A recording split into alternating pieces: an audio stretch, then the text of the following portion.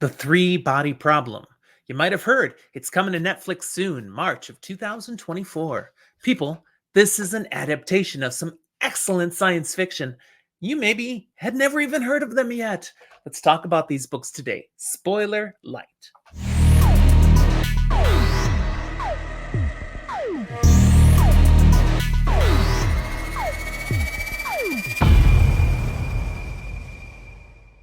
So I recently read this trilogy. Three books. They're on the screen behind me. The Three Body Problem, The Dark Forest, Death's End.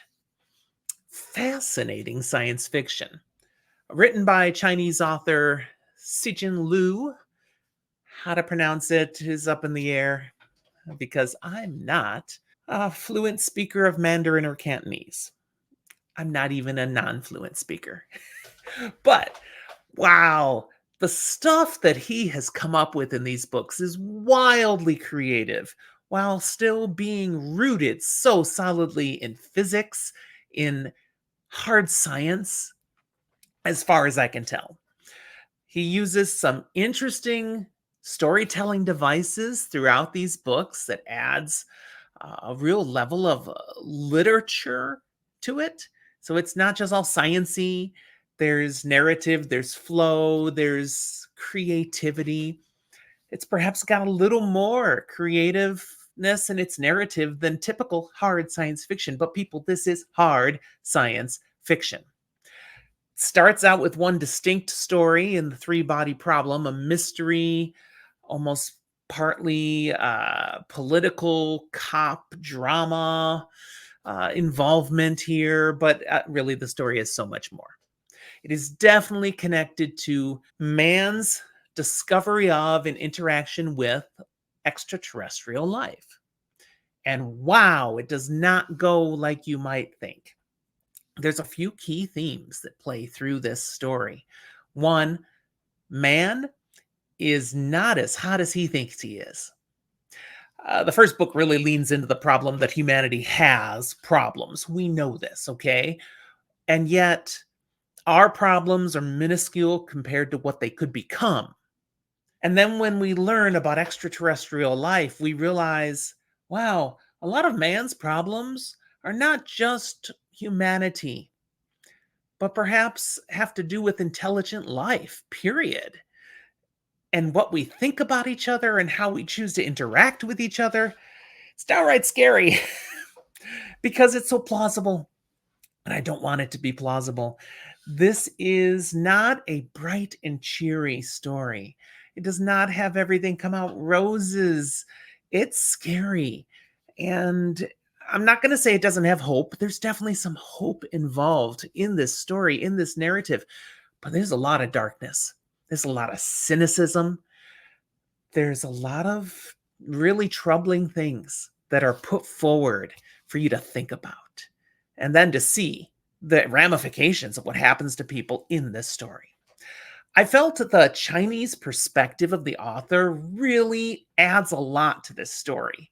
Some people might not enjoy these three books because of that, but I thought it added a next level perspective that was fresh and new, and I really appreciated. Time travel is not really a thing in these books, but hibernation is. So these three books take place over a long period of time. Spoiler-Lite, I'm not going to tell you how long.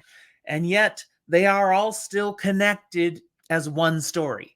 And you see some familiar characters, especially spanning books 2 and 3. In some ways, book 1, The Three Body Problem, is kind of an intro book. And the real robustness of the story happens in books 2 and 3.